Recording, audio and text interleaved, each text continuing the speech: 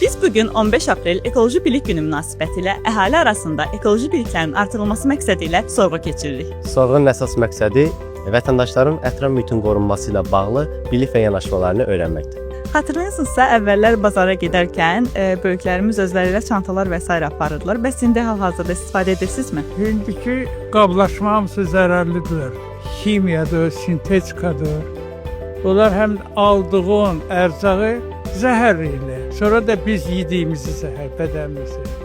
Salam, evdə və məktəbdə əllərini yuyarkən suyu bağlayırsan və səncə bu nəyə görə çox vacibdir bizim üçün?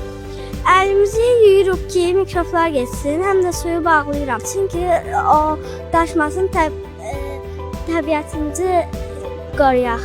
Sorğumuzda iştirak etdiyin üçün təşəkkür edirik. Ekologiya sahəsində görülən işlərdən məlumatınız varmı?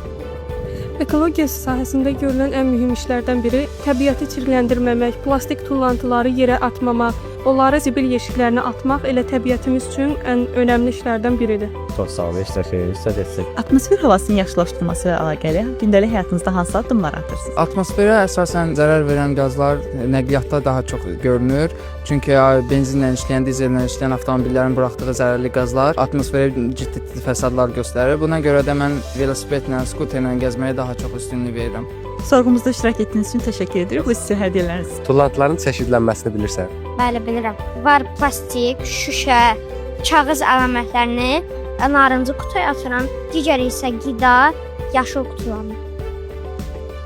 Salam, siz ətraf mühitdə tullantı atan insanlarla qarşılaşmalara necə reaksiya verirsiniz? Həmişə mən uşaqlara baş salmışam ki, zibil atmayın, yaşıllar qoruyun. Ona görə özümüz burada nəfəs alırıq. Siz görürsünüz, maşallah, bizim Ağyevə şəhərciyi də nətələ yaxşıdır.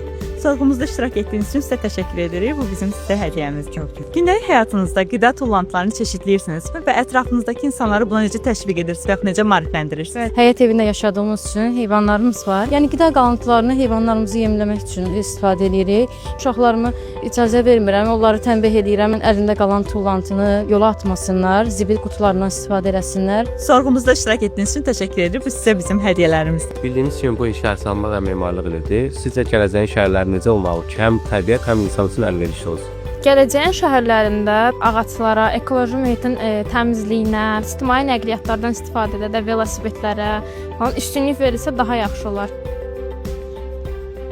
Ətraf mühitin qorunmasında gənclərə nə tövsiyə edirsiniz? Hər yanda 5 addımdan birində dəmir qutular qoyublar. Əllərindən düşəni, kağızı, koluzu, siqaret kötüklərini atsınlar ora. Bakı bizim öz şəhərimizdir də. Evimiz kimi səliqəli saxlamalıyıq. Səliqəli olun balalar, səliqəli olun.